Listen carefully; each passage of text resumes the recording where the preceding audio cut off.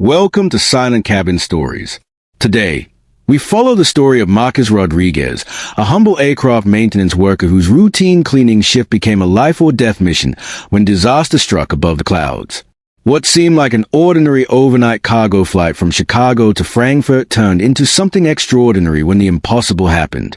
Sometimes the most unlikely heroes are the one quietly working behind the scenes, and sometimes a man with a mop and bucket carries skills that can save everyone aboard. Now, settle in as our story unfolds in the darkness above the Atlantic Ocean. At 11:47 p.m. on a cold February evening at Chicago O'Hare International Airport, Marcus Rodriguez was finishing his second cup of coffee before starting what he thought would be another routine overnight shift. At 43 years old, Marcus had been working aircraft maintenance and cleaning for Midwest Cargo Airlines for nearly 8 years, and he knew every bolt, rivet, and system on their fleet of aging Boeing 767 freighters better than most people knew their own homes. Marcus wasn't the kind of man who drew attention to himself. Standing at average height with callous hands and graying temples, he moved through the massive cargo terminals with the quiet efficiency of someone who took pride in work that most people never noticed. His blue maintenance coveralls were always clean, his tools properly organized, and his work area spotless. The younger maintenance crew sometimes joked that Marcus treated aircraft like sacred temples, but they respected his dedication and the fact that planes he worked on never had surprise mechanical failures. What none of his co-workers knew was that Marcus carried secrets from a previous life, a life that had ended abruptly 12 years earlier when a medical condition had grounded him permanently from a career he loved more than anything else in the world. The official FAA medical certificate in his wallet had expired long ago, but the knowledge, instincts, and muscle memory of 15 years flying cargo routes across 3 continents remained as sharp as ever. Tonight's assignment was Flight 247, a routine cargo run carrying automotive parts and electronics from Chicago to Frankfurt. The Boeing 767 freighter was one of the older birds in the fleet, but Marcus knew her well. Tail number N847MC had been his responsibility for over 2 years, and he had personally overseen her maintenance through 3 major service intervals. Captain Williams and First Officer Chen were scheduled to fly her across the Atlantic, departing at 1:15 a.m. to catch favorable winds and arrive in Frankfurt by early afternoon local time. As Marcus began his pre-flight cleaning routine, methodically working his way through the cargo hold and then up to the flight deck, he noticed Captain Williams looked unusually tired.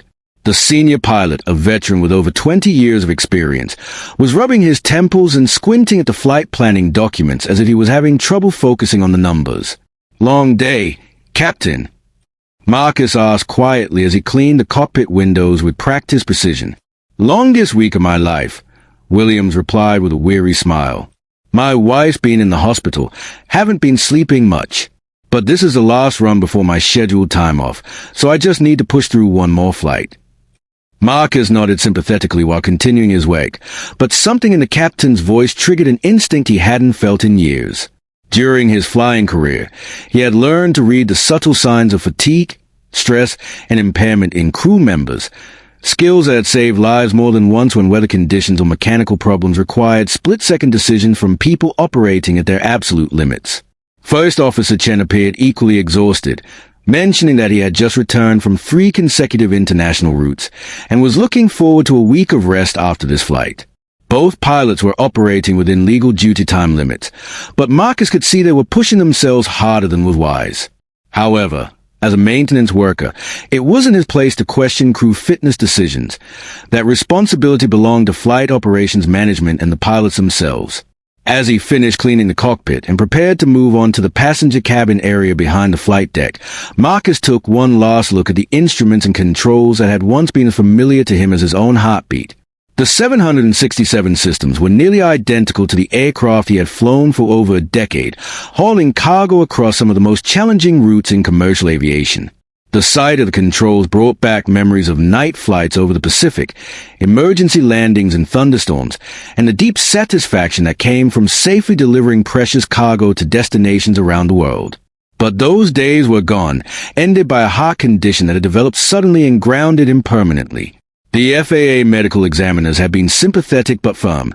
Even though his condition was controlled with medication and posed no immediate danger, the regulations were clear about pilots with cardiac issues. He had been forced to find new wake, and cleaning the aircraft he could no longer fly had seemed like a way to stay close to the aviation world that had defined his identity for so many years. As Marcus packed up his cleaning supplies and prepared to move to the next aircraft on his schedule, he heard the familiar sounds of pre-flight preparation beginning in earnest. Captain Williams and First Officer Chen were running through their checklists, coordinating with ground control, and preparing to push back from the gate. In 4 to 5 minutes, they would be airborne and heading east across the dark waters of the Atlantic Ocean. Marcus had no way of knowing that this would be the last normal conversation he would have for the next 6 hours, or that his forgotten skills were about to become the difference between life and death for everyone aboard Flight 247. As he walked toward the terminal building, the Boeing 767's engines were already beginning their startup sequence, and Captain Williams was making his final radio call to Chicago Departure Control. In the cargo hold below, 89,000 pounds of freight was properly secured and documented. The aircraft was fueled, inspected, and ready for an ocean crossing that thousands of cargo flights completed safely every month. Everything appeared routine and normal, exactly the way Marcus preferred his overnight shifts to be. At exactly 1:15 a.m. Central Time, Flight 247 lifted off from Chicago O'Hare's runway 10L into a clear, cold night. Marcus watched from the terminal window as a familiar silhouette of N847MC climbed steadily eastward, her navigation lights blinking rhythmically against the star-filled sky. Within minutes, she had disappeared into the darkness, just another routine cargo flight beginning the journey across the North Atlantic. But Marcus couldn't shake the nagging feeling that something wasn't quite right. Captain Williams' obvious fatigue, First Officer Chen's mention of consecutive international routes, and the subtle signs of stress he had observed in both pilots continued to bother him as he made his way to the next aircraft on his cleaning schedule. In his flying days, he had learned to trust these instincts. They had warned him of developing mechanical problems, deteriorating weather conditions, and crew issues that could compromise flight safety. 2 hours and 40 minutes into the flight, as N847MC crossed into Canadian airspace at 41,000 feet above the dark waters of Hudson Bay, Captain Williams began experiencing symptoms that he initially attributed to exhaustion and stress. His vision was becoming slightly blurred. He felt unusually warm despite the cool cockpit temperature, and he was having difficulty concentrating on routine communications with air traffic control.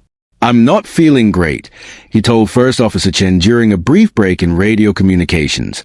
"Might be coming down with something. Can you handle the radio for a while?" Chen, who was fighting his own battle against fatigue after 3 consecutive transoceanic flights, nodded and took over primary communication duties. Neither pilot recognized that Captain Williams was displaying early symptoms of severe allergic reaction to medication he had started taking for stress-related insomnia. The prescription was new, and his doctor hadn't warned him about the rare but serious side effects that could develop during the first week of use. 30 minutes later, as the aircraft passed over the desolate wilderness of northern Quebec, Captain Williams' condition deteriorated rapidly. His breathing became labored, his speech began to slur, and he was having increasing difficulty operating the flight controls. First Officer Chen, alarmed by his captain's obvious distress, immediately suggested declaring a medical emergency and diverting to the nearest suitable airport. "Maybe we should head back to Montreal," Chen said, reaching for the radio to contact air traffic control. "There's got to be medical facilities there that can—" His words were cut off as Captain Williams suddenly slumped forward in his seat, unconscious and unresponsive. The control yoke moved forward with his weight, causing the aircraft to begin a shallow dive that immediately triggered altitude deviation warnings from air traffic control. "Mayday, Mayday, Mayday," Chen transmitted, fighting to regain control of the aircraft while simultaneously checking his captain's vital signs. "This is Midwest Cargo 247. We have a medical emergency. Captain is unconscious, requesting immediate clearance to nearest suitable airport." But as Chen struggled to level the aircraft and establish a stable flight path, he began experiencing his own medical crisis. The combination of severe fatigue, dehydration, and the stress of the emergency situation triggered a vasovagal response that caused his blood pressure to drop dangerously low. His vision began to tunnel, his hands started shaking uncontrollably, and he realized with growing horror that he was on the verge of losing consciousness himself. Midwest 247. Montreal Center, came the voice of the air traffic controller, professional but urgent. "We copy your mayday. Turn right heading 180. Descend to flight level 350. Medical facilities are standing by at Montreal Trudeau International. Chen managed to acknowledge the transmission, but his condition was deteriorating rapidly. As he attempted to turn the aircraft toward Montreal, his vision blurred completely and he collapsed forward onto the control panel, joining his captain in unconsciousness. Flight 247, now carrying 2 unconscious pilots, continue flying eastward on autopilot at 41,000 feet. The aircraft's sophisticated computer systems maintain altitude, heading, and speed automatically, but they couldn't respond to air traffic control instructions, navigate around weather, or make the countless small adjustments required for safe flight operations. More critically, they couldn't land the airplane when fuel eventually ran low. Back at Chicago O'Hare, Marcus was finishing his shift and preparing to head home when his supervisor approached with an unusual request. The company had received an emergency communication from Canadian Air Traffic Control requesting any available information about Flight 247's crew, passengers, cargo, and aircraft configuration. The flight had gone radio silent after declaring a medical emergency, and although it was still showing on radar flying eastward, controllers had been unable to re-establish communication. "Marcus, you worked on 247 tonight, right?" his supervisor asked. "Did you notice anything unusual about the crew or the aircraft?" Marcus immediately thought about Captain Williams' obvious fatigue and First Officer Chen's mention of consecutive international flights. He shared his observations, along with his concerns about both pilots' fitness for duty, but his supervisor seemed more interested in technical details about the aircraft systems and cargo configuration. As dawn approached and Flight 247 continued flying eastward over the North Atlantic, without responding to increasingly urgent calls from air traffic control, Marcus found himself unable to concentrate on his remaining duties.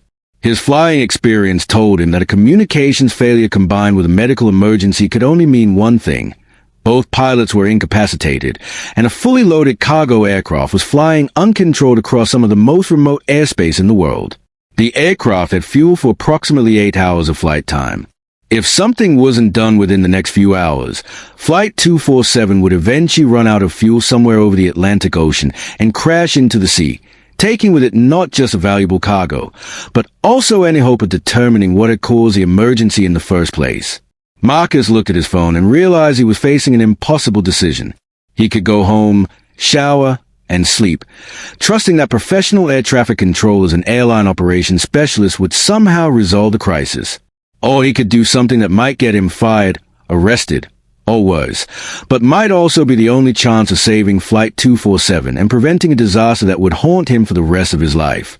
At 4:47 a.m., as Flight 247 continued its ghostly journey eastward over the dark Atlantic Ocean, Marcus Rodriguez sat in his pickup truck in the employee parking lot at O'Hare, staring at his cell phone and wrestling with a decision that could destroy his life or save the lives of others. The cargo aircraft was now more than 3 hours into its uncontrolled flight, and every passing minute brought it closer to fuel exhaustion and an inevitable crash into the ocean. Marcus had spent the last hour making phone calls to airline operations centers, air traffic control facilities, and emergency response coordinators, trying to offer his knowledge of the aircraft and his suspicions about what might have happened to crew. But as a maintenance worker with an expired pilot's license, his input was politely noted and quickly dismissed by professionals who had their own protocols and procedures for dealing with aviation emergencies. The official response was predictable and thorough. Military interceptor aircraft were already shadowing Flight 247. Attempts were being made to establish radio contact on emergency frequencies, and contingency plans were being developed for everything from remote piloting systems to mid-air intercepts. But Marcus knew that none of these solutions would work if both pilots were unconscious and unable to respond to instructions or operate the aircraft systems. His phone rang, displaying a number he recognized as belonging to his former flying partner, Captain Sarah Mitchell, who now worked as a check pilot and emergency response coordinator for the FAA.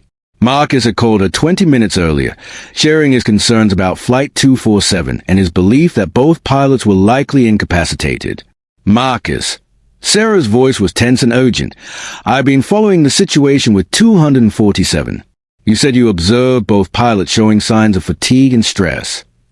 "More than fatigue," Marcus replied. Williams looked genuinely ill, and Chen mentioned he'd been flying consecutive international routes. If they are both down, that aircraft is going to run out of fuel in about 4 hours, and there's nobody aboard who can land it. There was a long pause before Sarah spoke again.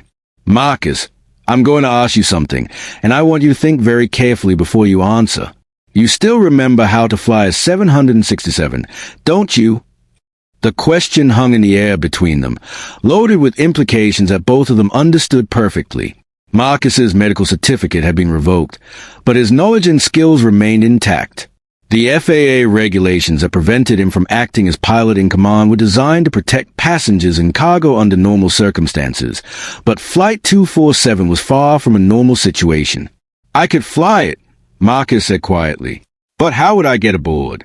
The aircraft is already over the Atlantic, and even if there was a way to intercept it, there's no way to transfer personnel at 41,000 feet. There might be, Sarah said, her voice taking on the calm, professional tone he remembered from their flying days together.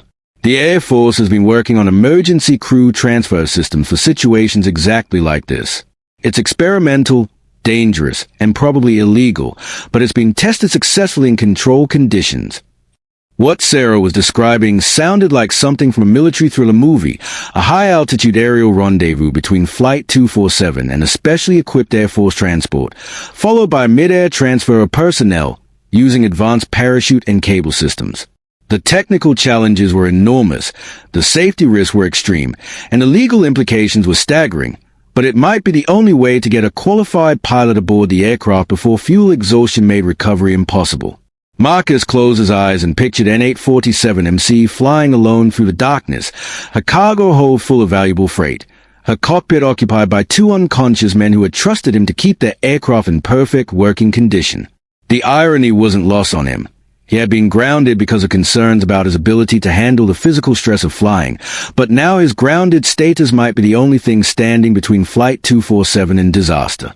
If this works, Marcus said slowly, and that's a huge if, what happens afterward?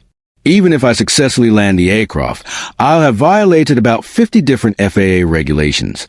My maintenance license will be revoked, I could face criminal charges, and I'll probably never work in aviation again. If this doesn't work, Sarah replied, those 2 pilots die, along with 89,000 pounds of cargo that includes medical supplies bound for hospitals in Frankfurt. Plus, we lose a perfectly good aircraft that could be saved. Marcus, you're looking at this the wrong way. You're not violating regulations. You're responding to an emergency situation that requires immediate action to preserve life and property. Marcus started his truck and began driving toward the main terminal, his mind racing through the technical challenges of what they were discussing. The aerial transfer would be dangerous enough, but once aboard Flight 247, he would face the additional challenge of reviving or replacing 2 unconscious pilots, assessing their medical condition, and then safely landing a heavy cargo aircraft that had been flying uncontrolled for hours.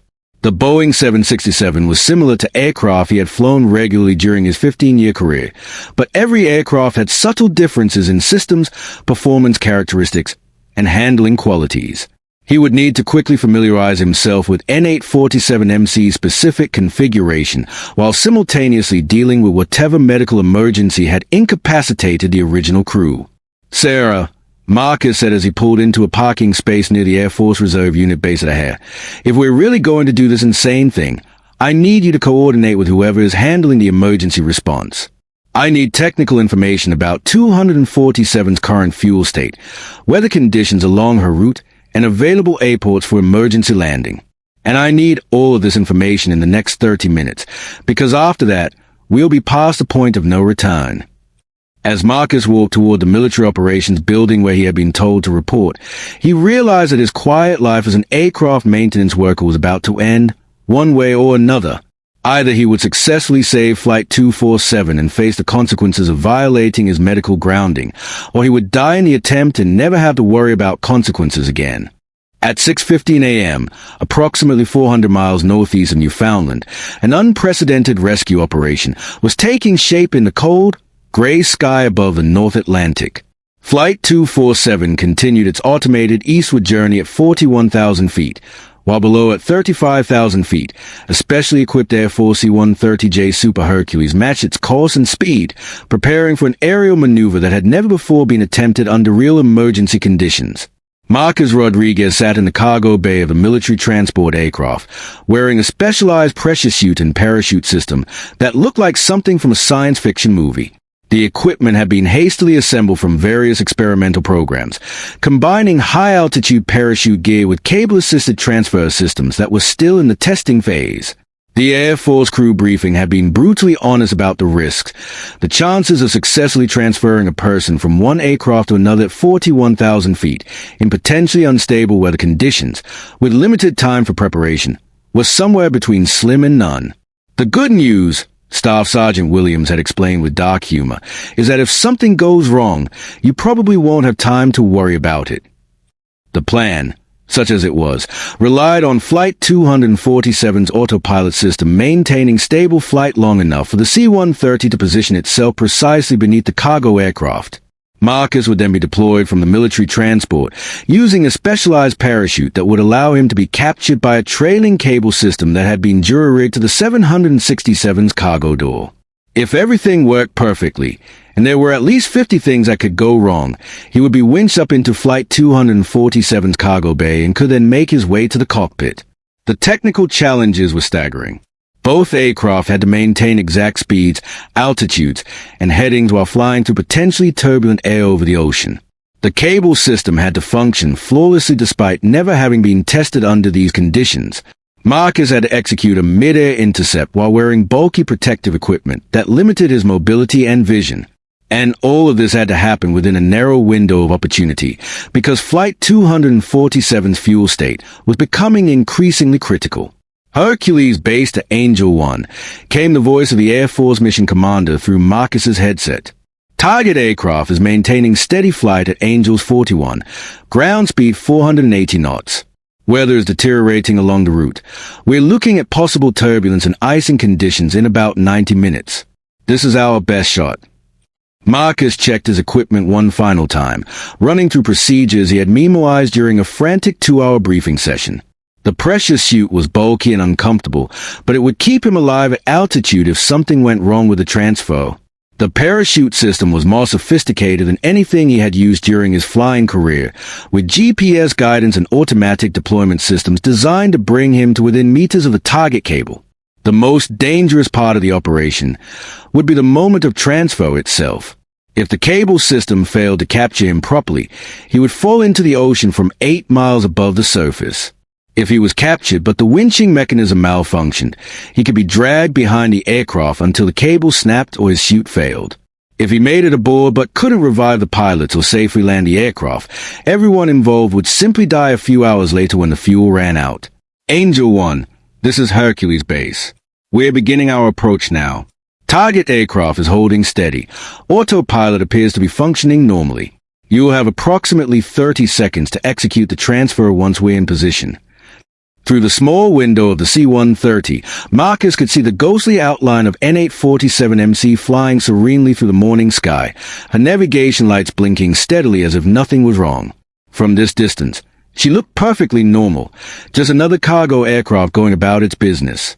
Only the absence of radio communications and the military escort revealed that she was actually a flying tomb, carrying 2 unconscious men toward an inevitable rendezvous with the ocean. Marcus thought about Captain Williams and First Officer Chen, both experienced professionals who had trusted him to maintain their aircraft in perfect condition. He had done his job properly. The mechanical systems were functioning exactly as designed, but he had failed to speak up about his concerns regarding crew fitness. If he had been more assertive about the signs of fatigue he had observed, this emergency might never have developed. 30 seconds to deployment, the Air Force crew chief announced. Angel 1, you are clear to proceed on my mark. Marcus moved to the open cargo ramp of the C-130, looking down at the vast expanse of ocean 8 miles below. The morning sun was beginning to paint the clouds in shades of gold and pink, creating a beautiful backdrop for what might be the last few minutes of his life. He thought about his ex-wife, who had left him when his flying career ended and his depression became too much to handle. He thought about his grown children, who called dutifully every few weeks but seemed to regard him as a disappointment, a former airline pilot reduced to cleaning aircraft for a living. Maybe this was his chance to be something more than a disappointment. Maybe this was his opportunity to prove that the skills and experience he had spent 15 years developing weren't worthless just because an FAA medical examiner had decided his heart condition made him unfit for duty. "Mark!" the crew chief shouted. Marcus stepped off the ramp into space, falling through the thin air at 35,000 feet while the automated systems in his parachute pack calculated wind speed, drift, and the precise timing required to intercept a cable that was no thicker than a telephone line. Below him, the ocean stretched endlessly in all directions, dark blue and utterly unforgiving. Above him, Flight 247 flew steadily eastward, carrying 2 unconscious men and the hopes of everyone involved in the most desperate rescue attempt in the history of commercial aviation. The parachute deployed automatically, and Marcus felt the familiar sensation of controlled flight that he had experienced thousands of times during his military and civilian flying career. But this time was different. This time, he wasn't just flying. This time, he was falling toward his destiny, whatever that might be. At 6:47 a.m., Marcus Rodriguez achieved what aviation experts would later describe as either a miracle or the result of exceptional skill combined with impossible luck. The cable capture system worked exactly as designed, snatching him from his controlled descent and winching him up into Flight 247's cargo bay with barely a meter to spare before the parachute lines were tangled in the aircraft's tail section. As Marcus shed his bulky pressure suit and parachute equipment, the silence inside the cargo aircraft was eerily complete. The only sounds were the steady hum of pressurization systems, the distant whisper of jet engines, and his own labored breathing as he made his way through the cargo hold toward the forward section of the aircraft. Everything appeared normal. Freight were properly secured, lights were functioning, and all systems seemed to be operating as designed. But when Marcus reached the cockpit and saw Captain Williams and First Officer Chen, both slumped unconscious in their seats, the full magnitude of the situation hit him like a physical blow. Williams was breathing but unresponsive, his face flushed and swollen in a way that suggested a severe allergic reaction. Chen was also breathing but appeared to be in some form of shock or cardiovascular collapse, his skin pale and clammy. Marcus immediately activated the aircraft's emergency medical oxygen system, placing masks on both pilots and checking their vital signs with the basic first aid training he had received during his flying career. Williams' pulse was rapid and irregular, consistent with anaphylactic shock, while Chen's was weak and fretty, suggesting severe dehydration or exhaustion-induced cardiovascular stress. Using the cockpit radio, Marcus established contact with air traffic control for the first time in over 5 hours. Gander Control, this is Midwest Cargo 247. Emergency boarding complete. Both pilots unconscious but stable. Request immediate medical guidance and clearance to nearest suitable airport. The response was immediate and professional, but Marcus could hear the relief in the controller's voice. Midwest 247, Gander Control. We copy your transmission. Medical professionals are standing by. What is your current fuel state and crew condition? Marcus quickly scanned the fuel gauges and engine instruments, calculating remaining flight time based on current consumption rates and weather conditions. The numbers weren't encouraging. There had perhaps 2 hours of fuel remaining, enough to reach airports in eastern Canada or the maritime provinces, but with little margin for error or extended approach procedures. More challenging was a question of what to do with the unconscious pilots. Williams appeared to be suffering from a severe allergic reaction that required immediate medical treatment, while Chen seemed to be experiencing some form of exhaustion-induced medical emergency. Both men needed hospital care as quickly as possible, but they also represented dead weight in a cockpit where Marcus needed freedom of movement to operate the aircraft safely. Working quickly but carefully, Marcus moved both pilots to passenger seats behind the cockpit, securing them with safety restraints and ensuring their oxygen supply remained uninterrupted. The process took nearly 20 minutes of precious time and fuel, but it gave him unrestricted access to the flight controls and allowed him to properly assess the aircraft condition. N847MC had been flying on autopilot for over 5 hours, and while the automated systems had maintained altitude, heading, and speed admirably, the aircraft had drifted slightly off course and was no longer following the most efficient route to potential landing sites. Marcus programmed new navigation waypoints, adjusted the flight plan to account for current weather conditions, and began a gradual descent toward Gander International Airport in Newfoundland, the closest facility with medical services and runways long enough to handle a fully loaded 767. As he settled into the left seat and took manual control of the aircraft for the first time in over 12 years, Marcus felt a mixture of familiarity and strangeness that was almost overwhelming. His hands knew exactly where every switch, lever, and control was located. His eyes automatically scanned the instruments in a precise pattern he had developed over 15 years of flying, and his muscle memory responded to the aircraft behavior with instincts that had never been completely forgotten. But he was also acutely aware that he was operating illegally, flying an aircraft while medically disqualified, and risking not just his own life but potentially the lives of the unconscious pilots behind him. If something went wrong during the approach and landing, he would be held responsible for whatever consequences followed. If something went right, he would still face regulatory violations, possible criminal charges, and the end of any hope of ever working in aviation again. Midwest 247, Gander Control, came the voice of air traffic control. We have emergency services standing by. Medical teams are requesting information about crew symptoms and any medications or substances that might be involved. Marcus relayed everything he had observed about both pilots' conditions, including his suspicions about Captain Williams' possible allergic reaction and First Officer Chen's exhaustion-related collapse. The medical professionals on the ground confirmed that his assessment was likely correct and provided guidance for monitoring both men during the descent and approach. As Flight 247 descended through 25,000 feet toward Gander, Marcus could see the familiar coastline of Newfoundland emerging from the morning haze. The weather was holding steady with light winds and good visibility, conditions that would make the approach and landing as routine as possible under the circumstances. But routine was a relative concept when you were flying an aircraft you weren't legally qualified to operate, carrying two unconscious pilots who needed immediate medical attention after completing an aerial rescue that had never before been attempted in a real emergency. Marcus gripped the control yoke and prepared for what would either be the most successful landing of his career or the last landing he would ever attempt. At 8:23 a.m. Atlantic time, Flight 247 appeared on final approach to runway 21 at Gander International Airport, with emergency vehicles and medical teams positioned along the entire length of the landing strip. Marcus Rodriguez, flying an aircraft he wasn't licensed to operate, carrying two unconscious pilots and 89,000 pounds of cargo, was about to attempt a landing that would either save lives or end them. The approach was textbook perfect. Marcus maintained precise glide slope and airspeed while the Boeing 767 descended steadily through light morning turbulence. His hands moved across the controls with a muscle memory of 15 years of commercial flying experience, making tiny adjustments to account for crosswinds and the aircraft's heavy weight.